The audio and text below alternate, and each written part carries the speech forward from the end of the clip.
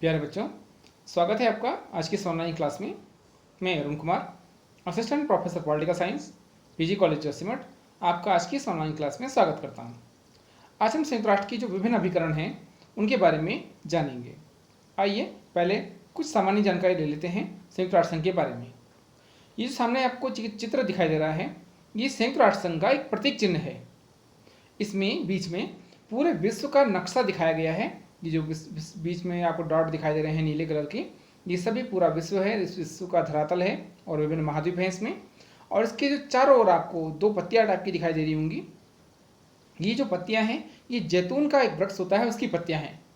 जैतून का जो पेड़ होता है उसे विश्व शांति का प्रतीक माना जाता है, इसलिए संयुक्त राष्ट्र संघ को हम विश्व शांति के प्रतीक के रूप में देखते हैं। संयुक्त राष्ट्र संघ के बारे में हम पूर्व में जान चुके हैं, लेकिन फिर भी एक बार थोड़ा सा संक्षिप्त रूप में जान लेते हैं कि किस प्रकार से संयुक्त राष्ट्र संघ की स्थापना हुई। सबसे पहले अगस्त 1941 में अमेरिकी राष्ट्रपति रूजवेल्ट और ब्रिटिश प्रधानमंत्री विंस्टन चर्चिल के द्वारा एक अटलांटिक चार्टर था, उस पर हस्ताक्षर किए गए। यहाँ आपको एक बात ध्यान रखनी होगी कि 1939 में द्वितीय विश्व युद्ध प्रारंभ हो चुका था और इस विश्व युद्ध को रोकने के लिए एक वैश्विक संस्था की स्थापना का विचार इनके मन में आया और संयुक्त राष्ट्र संघ की नींव प्रारंभ हुई। जनवरी 1942 में जो ध्रुवीय राष्ट्र थे उनकी शक्तियों के खिलाफ लड़ रहे 26 मित्र राष्ट्र अटलांटिक चार्टर के समर्थन में वॉशिंगटन में मिले और दिसंबर 1943 में संयुक्त राष्ट्र संघ की घोषणा पर हस्ताक्षर हुए। उसके पश्चात फरवरी 1945 में तीन बड़े नेताओं विंस्टन चर्चिल, रूजवेल्ट और ब्रिटेन के स्टालिन, इन्होंने याल्टा में एक सम्मेलन जो प्रस्तावित था वहां पर, उसमें संयुक्त राष्ट्र संघ का एक सम्मेलन करने का निर्णय लिया। अप्रैल और मई के महीने में 1945 में सैन फ्रांसिस्को में संयुक्त राष्ट्र संघ का एक अंतर्राष्ट्रीय सम्मेलन हुआ, जिसमें संयुक्त राष्ट्र संघ नाम की संस्था बनाने पर विस्तार पूर्वक चर्चा की गई और यह सम्मेलन ही संयुक्त राष्ट्र संघ की स्थापना के रूप में मुख्य रूप से आधार के रूप में शामिल हुआ। कई बार प्रश्न पूछा जाता है कि संयुक्त राष्ट्र संघ की स्थापना किस सम्मेलन के आधार पर हुई, तो आपको इसी सम्मेलन का नाम याद रखना है, सैन फ्रांसिस्को सम्मेलन। यह सबसे लंबा सम्मेलन भी था क्योंकि इसमें लगभग 2 महीने तक बैठक ही चलती रही। 26 जून 1945 को संयुक्त राष्ट्र संघ का जो चार्टर तैयार किया गया उस पर 50 देशों ने हस्ताक्षर किए। उसके पश्चात पोलैंड ने 15 अक्टूबर को इस पर हस्ताक्षर किए और इस प्रकार से जो संयुक्त राष्ट्र संघ था उसके मूल संस्थापक सदस्य देशों में 51 राष्ट्र शामिल हुए। प्यारे बच्चों, क्योंकि 24 अक्टूबर 1945 से पहले की डेट है 15 अक्टूबर, इसलिए कभी अगर प्रश्न में पूछा जाए कि संयुक्त राष्ट्र संघ के संस्थापक सदस्य कितने थे, तो आपको याद रखना है 51। और अंततः 24 अक्टूबर 1945 को संयुक्त राष्ट्र संघ की स्थापना हुई और पूरे विश्व में आज भी 24 अक्टूबर को संयुक्त राष्ट्र स्थापना दिवस मनाया जाता है। 30 अक्टूबर 1945 को भारत संयुक्त राष्ट्र संघ में शामिल हो गया। हम भारत का जिक्र इसलिए कर रहे हैं क्योंकि भारत वैसे पूर्व में ब्रिटेन की ओर से शामिल था इसमें, क्योंकि भारत ब्रिटेन का उपनिवेश था, लेकिन औपचारिक रूप से भी भारत 30 अक्टूबर 1945 को संयुक्त राष्ट्र संघ में शामिल हुआ। तो आइए आप जानते हैं संयुक्त राष्ट्र संघ की जो अन्य विभिन्न अभिकरण हैं उनके बारे में थोड़ी सी जानकारी। एक संगठन है विश्व व्यापार संगठन, इसे वर्ल्ड ट्रेड ऑर्गेनाइजेशन के नाम से भी जाना जाता है। इससे पूर्व इसको गेट के नाम से जाना जाता था, general agreement on tariff and trade. तो ये जो विश्व व्यापार संगठन है, WTO है, वर्ल्ड ट्रेड ऑर्गेनाइजेशन है, इसकी स्थापना 1 जनवरी 1995 को हुई थी और ये जो संगठन है इसमें वर्तमान में 2021 में 164 सदस्य इसमें शामिल हैं और इस संगठन का मुख्य कार्य है पूरे विश्व में व्यापार का नियमन करना, व्यापार के लिए नीतियों का निर्धारण करना तथा विकासशील देशों में और विकसित देशों के मध्य व्यापारिक गतिविधियों को बढ़ावा देना। एक और संस्था है, वो है अंतर्राष्ट्रीय आणविक ऊर्जा agency, international atomic energy agency है। इसकी स्थापना 1957 में हुई थी और ये संगठन परमाणु ऊर्जा के शांतिपूर्ण उपयोग को बढ़ावा देने के लिए और सैन्य उद्देश्यों में इसके इस्तेमाल को रोकने की कोशिश करता है। अर्थात जो परमाणु ऊर्जा है उसका प्रयोग शांतिपूर्ण कार्यों के लिए और विश्व में ऊर्जा प्राप्त कराने के लिए, विश्व शांति के लिए इसका प्रयोग किया जाता है, लेकिन शस्त्रों के निर्माण को ये संस्था रोकती है। एक और बहुत महत्वपूर्ण संस्था है, वो है एमनेस्टी इंटरनेशनल। ये मानवाधिकारों से संबंधित एक संस्था है और ये एक स्वयंसेवी संगठन है। यह पूरे विश्व में मानवाधिकारों की रक्षा के लिए एक अभियान चलाता है। यह संगठन मानवाधिकारों से जुड़ी रिपोर्ट तैयार करता है, उन्हें प्रकाशित कराता है और सरकार को ये रिपोर्ट अक्सर समय समय पर उपलब्ध कराता है। कई बार मानवाधिकारों का उल्लंघन होने पर भी यह संगठन कार्य करता है। मानवाधिकारों से संबंधित एक संस्था और भी है, उसका नाम है ह्यूमन राइट वॉच। ये संस्था भी मानवाधिकारों की वकालत और उनसे संबंधित अनुसंधान करने वाला एक अंतर्राष्ट्रीय स्वयंसेवी संगठन है। यह अमेरिका का सबसे बड़ा अंतर्राष्ट्रीय मानवाधिकार संगठन है।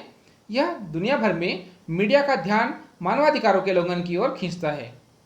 इसने बारूदी सुरंगों पर रोक लगाने के लिए, बाल सैनिकों का प्रयोग रोकने के लिए और अंतर्राष्ट्रीय दंड न्यायालय स्थापित करने के लिए अभियान चलाने में समय समय पर मदद की है। और एक और बहुत महत्वपूर्ण संस्था है, वो है यूनिसेफ। संयुक्त राष्ट्र बाल आपात कोष के नाम से इसे जानते हैं क्योंकि यह अंतर्राष्ट्रीय स्तर पर बच्चों से संबंधित कार्य संस्था है, जिसमें बच्चों के लिए आपातकालीन कोष का निर्माण किया गया है और इसका निर्माण 1946 में संयुक्त राष्ट्र महासभा द्वारा किया गया था। इसकी स्थापना द्वितीय विश्व युद्ध से तबाह हुए देशों के जो बच्चे हैं, जो माताएं हैं, उनको आपातकालीन भोजन, स्वास्थ्य संबंधी विभिन्न प्रकार की सुविधाएं उपलब्ध कराने के उद्देश्य से किया गया था। अगली संस्था है यूनाइटेड नेशन डेवलपमेंट प्रोग्राम, संयुक्त राष्ट्र विकास कार्यक्रम। यह एक वैश्विक विकास कार्यक्रम है जिसकी स्थापना 1965 में संयुक्त राष्ट्र महासभा के द्वारा की गई थी और ये मुख्य रूप से अल्प विकसित देशों की सहायता करता है। जो संयुक्त राष्ट्र विकास कार्यक्रम है ये पूरे विश्व में फैला है और पूरे विश्व को बारी बारी से अपनी सुविधाएं या सेवाएं उपलब्ध कराता है। अगला जो संगठन है वो पर्यावरण से जुड़ा संगठन है। इसका नाम है संयुक्त राष्ट्र पर्यावरण कार्यक्रम, united nation environment programme, UNEP भी इसे कहते हैं। यह एक वैश्विक पर्यावरण कार्यक्रम है जो वैश्विक पर्यावरण एजेंडा तैयार करता है। यह संयुक्त राष्ट्र प्रणाली के अंदर सतत विकास, निरंतर विकास, सतत पोषणीय विकास या सम विकास की अवधारणा को बढ़ाता है। जो UNEP है इसकी स्थापना जून 1972 में की गई थी और ये मुख्य रूप से स्टॉकहोम सम्मेलन का ही परिणाम है।